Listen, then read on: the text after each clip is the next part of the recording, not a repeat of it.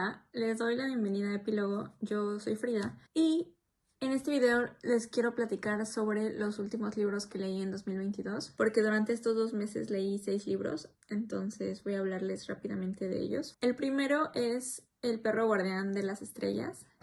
Es un manga muy corto, te lo puedes leer en un día, de hecho está en mi video de libros para el domingo de bajón, ahí pueden ver, creo que está hasta el final, un poco sobre una opinión más fresca porque acaba de leer ese libro. Pero bueno, ¿de qué trata? Es un manga en el que una niña encuentra un perrito en la calle, en una cajita, y se lo lleva a su casa y sus papás como que al principio es como, ay no, ¿por qué? No sé qué. Y el papá se empieza a hacer cargo del perrito, empieza a llevarlo a pasear, a darle de comer, y empieza a convivir con él 24/7 y por una razón, circunstancias de vida, tiene que separarse de su familia, el señor, y se lleva al perrito.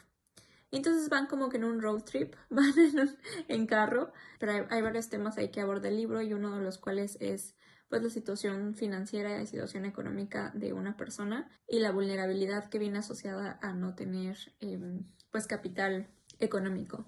Y pasamos por varias viñetas en las que vemos la relación del señor con el perrito, pero también como de la personalidad del señor y también de la personalidad del perrito. Y está muy bonito, las ilustraciones están increíbles, están hermosas. Es una historia triste, pero creo que vale la pena, está muy bonita. Si no mal recuerdo, le puse 4 de 5 estrellas. Luego leí La vida mentirosa de los adultos, de Elena Ferrante.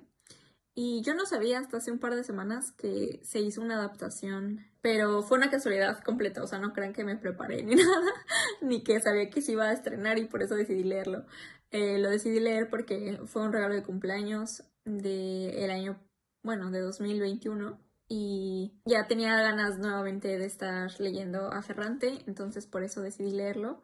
Y empieza muy bien, la historia luego siento que hace que te relaciones y que te hace que te sientas un poco vista, porque como toda la obra de Ferrante habla sobre las relaciones familiares y sobre las relaciones como cercanas. Y esta historia es de una niña que tenía una relación perfecta con sus padres y de repente encuentra un secreto que tiene que ver con su tía, la hermana de su padre, y empieza a darse cuenta de que la forma en la que hablan los padres de la hermana, o sea, de su hermana, es, pues hablan mal de ella y hablan como si no existiera, como si ya no fuera parte de la familia.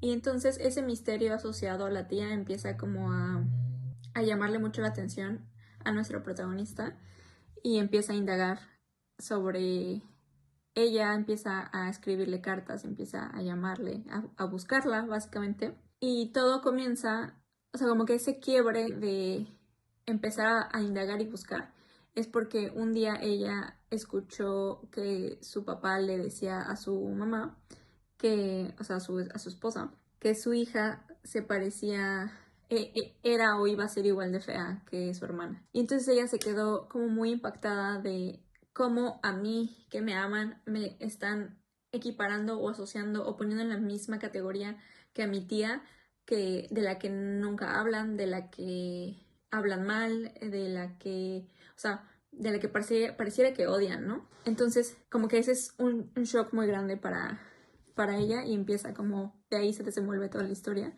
Y muchas cosas de las que hablaban, sobre todo en diría como que en el primer tercio de la novela, me resonaban demasiado, me hacían sentir muy familiarizada, pues, con lo que ella estaba diciendo y como el punto a donde quería llegar. Se me hacía muy próximo, como muy reconocible. Y eso me encanta de Elena Ferrante. Le puse 4 estrellas porque sí me gustó, pero para nada me encantó de la forma en la que me gustó la saga de las 2 amigas. Entonces, está bien como para una lectura así como si quieres algo como de chisme así, una historia que tenga que ver con la familia y con las relaciones súper complicadas, súper complejas como del núcleo familiar, está bien, pero no es una novela así magistral ni mucho menos. Después leí una edición muy corta de una colección, si no mal recuerdo, son 3 cuentos de Clarice Lispector. Esta edición es de Penguin y tiene un montón de libritos así súper cortitos. Son como 100 páginas, 120 más o menos, de cada uno de estos libritos, pero es como un formato muy petit, muy chiquito. Y es una colección bastante grande y es como para que palades, para probar la forma de escribir de un sinfín de autores.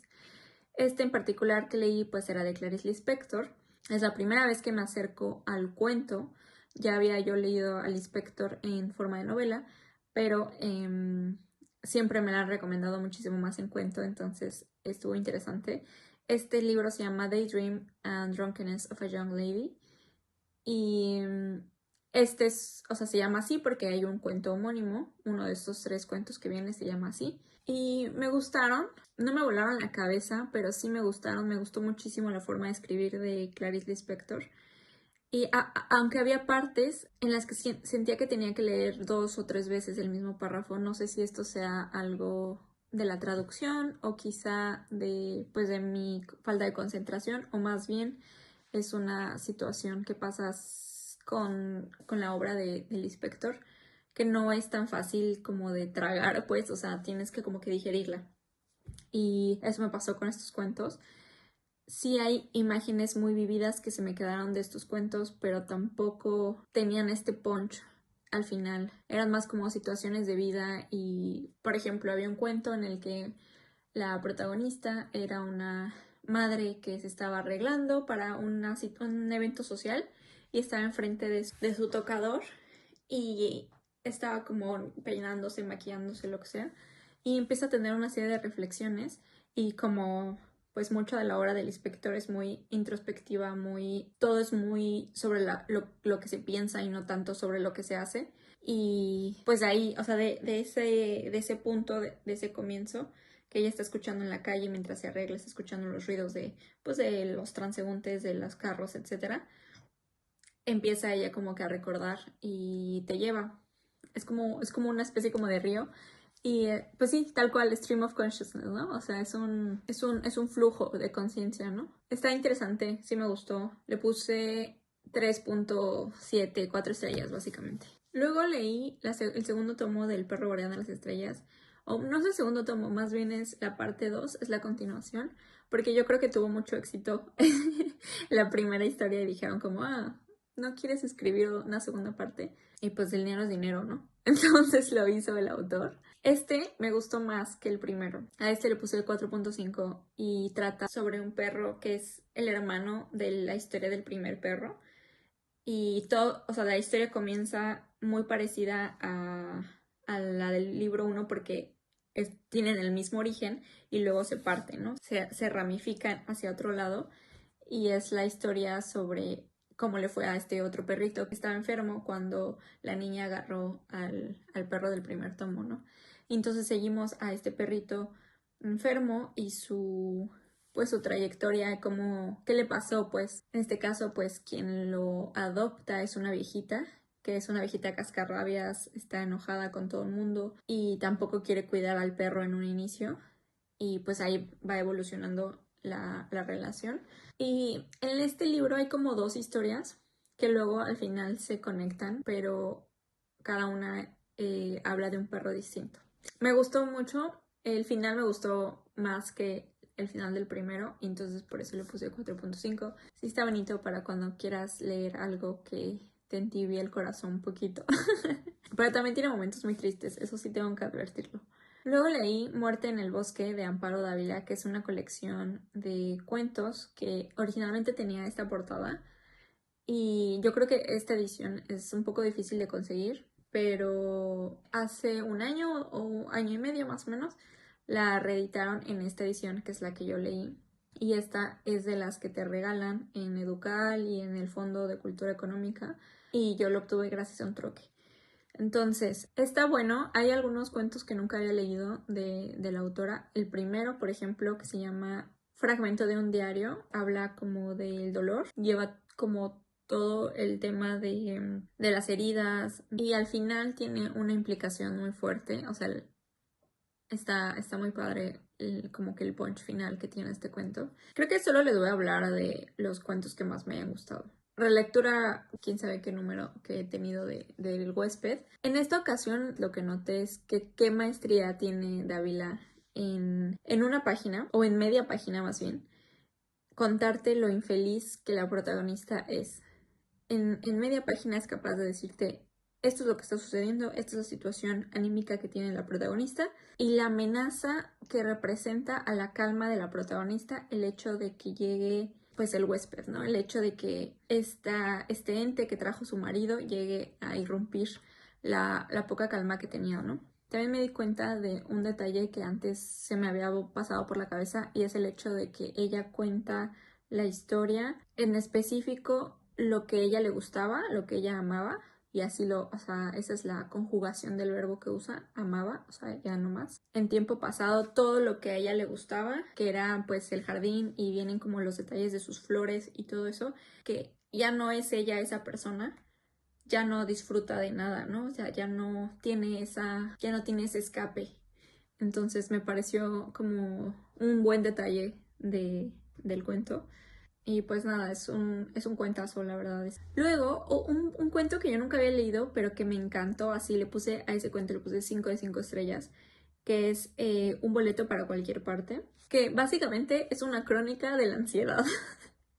O sea, yo lo leí y siento que es algo que fácilmente me podría pasar a mí en cualquier día. Y se me hizo una geniaza el hecho de cómo lo describió y cómo construyó este cuento. Pues sí, habla de la ansiedad y cómo lo tienes que dejar todo porque tu cerebro no deja de crear escenarios. Me pareció como... me sentí vista en este cuento. La señorita Julia también es un cuento que, según yo ya había leído, porque siento que había como retazos de la historia en mi cabeza, pero la verdad no me acuerdo si sí ya lo había leído. Pero básicamente es de una chava que empieza a escuchar unos ruidos y empieza a perder el sueño porque está intentando encontrar la fuente de los ruidos y no puede dormir y pasan días sin que ella duerma, entonces empieza como que pues sí, a perder la cordura básicamente. Es un poco un cuento muy al estilo Allan Poe, siento, pero sí, es como el progreso de la locura más o menos. Un cuento que me gustó muchísimo, el storytelling, la forma en la que la contó fue Moisés y Gaspar. Este sí ya lo había leído también en alguna ocasión. Este tiene similitudes con el huésped en el sentido de que no queda claro qué son Moisés y Gaspar, pero en el cuento pareciera que son amigos, pareciera que son algo importante para el protagonista, que Leónidas creo que se llama. Y digamos que en este cuento, por culpa de ellos, el protagonista empieza a perder poco a poco cosas relevantes de su vida y él empieza como a soltar y a dejar ir por enfocarse o por ver las necesidades o atender las necesidades de Moisés y Gaspar. Pero está construido de tal forma que te preguntas, pues, ¿qué son, no? O si serán humanos o que igual que entes son. Está interesante. El final se me hizo medio flojo, pero toda la construcción del cuento me gustó bastante. El del entierro me gustó también. Es de un cuate que está enfermo y parece ser que toda la vida fue de estas personas que estaban muy ocupadas para hacer cualquier cosa con su trabajo, con eso. Y como está enfermo, sabe que ya se va a morir y comienza como que a hacer los preparativos para su funeral y todo eso. Empieza a visitar cementerios para ver cuáles le gustan, como si fuera como un día de shopping, ¿no? Vamos a ver féretros y vamos a ver lápidas, a ver cuál me gusta. Y algo que era muy importante para este cuate era el tener todo controlado. No quería dejar a disposición de nadie cualquier decisión que tuviera que ver con su muerte o con su entierro o con lo que sea. Quería él tener como la palabra y que se hiciera lo que él quería. Y entonces vamos acompañándolo en pues mientras va tomando estas decisiones, pero a la vez como que te va contando de su vida, de sus amoríos y de cuándo la regó y cuándo no, porque su familia pues ya no lo quiere y todo eso. Y es una persona muy fijada en que la gente sepa que tenía dinero ya cuando está muerto. No quería como las baratijas esas de lápidas, ¿no? Casi casi que quería un mausoleo y que se notara que el señor tenía dinero. Y el final está muy estaba muy entretenido, voy a decirlo así. Está bueno. Y luego terminé Her Body and Other Parties de Carmen María Machado. En español lo tradujeron como Su cuerpo y otras fiestas, que es una compilación de cuentos de esta autora. Es gringa, pero tiene raíces mexicanas. Y yo había leído un par de cuentos de ella que me habían gustado, y una amiga muy cercana es de sus autoras favoritas. Entonces yo tenía muchas expectativas con este libro y lo empecé en agosto, de hecho, o en agosto me parece, y no lo terminé hasta diciembre porque hubo un tramo como en el que pensé seriamente en dejarlo así, pues de nefearlo, de dejarlo a la mitad y ya no seguirle más. Pero me quedaban como 3 cuentos, entonces dije, no, sí, ya, lo tengo que terminar. Tiene cuentos buenos, no voy a decir que no, pero yo creo que un cuarto de los cuentos que trae fueron los que a mí me gustaron. Los demás, hay uno en específico que fue el motivo por el que abandoné el libro por un tiempo, que yo dije, qué horrible, tedioso y hasta sin sentido cuento es este. Aquí les voy a poner el nombre porque ahorita no me acuerdo cómo se llama el cuento, pero es como una sátira de CSI, de este programa de una pareja de policías que resuelve casos en Nueva York, en donde pues hay víctimas de temas sexuales sobre todo, y pues investigan, y son detectives básicamente, y meten a la cárcel a la gente y así. Entonces, esta es una versión que se basa mucho, incluso tiene los nombres de los personajes, pero le agrega como este tema como bizarro, raro, que tiene en los cuentos de Carmen María Machado. Y esta como que especie de especulativo. Pero híjole, qué cansado cuento. Aparte son como 80 páginas de ese cuento y son como pedacitos porque está como por capítulos de serie, pues. Pero es como el resumen del capítulo de la serie inventada que está basada en CSI. Está tediosísimo, sin sentido, no me pareció que aportaba nada. Ay, no, terrible, terrible, terrible cuento. Entonces eso me desanimó muchísimo. Y este libro originalmente lo estábamos leyendo con otros booktubers y pues creo que la mitad no lo terminó y la otra mitad le puso como 2 estrellas o 3 estrellas. Yo le puse 3 porque sí hubo cuentos que sí me gustaron mucho, pero híjole, yo creo que si le quitas toda esa paja de cuentos feos que tiene, quedaría una compilación muy decente que puede hablar por sí sola, pues si no necesita como estos otros cuentos. Entonces, yo creo que sí la leería de nuevo. No estoy cerrada. Porque se ve que sí tiene cosas que innovan. Y algo que noté cuando regresé después de esos meses como de espacio que tuve entre la lectura de ella y yo, básicamente. Cuando regresé a su libro, lo que me di cuenta es que sí necesitas ese espacio de pausa con sus cuentos. No es un libro que te puedas echar todo porque te hastías, básicamente. Si te lo echas como de corrido o solo lees eso de manera única, pues no creo que ayude a tu experiencia lectora. Pero lo que me pasó fue que cuando regresé a sus cuentos, ya no, o sea, ya había yo descansado de su forma de escribir, que tiene una forma de escribir muy interesante, sí me gusta.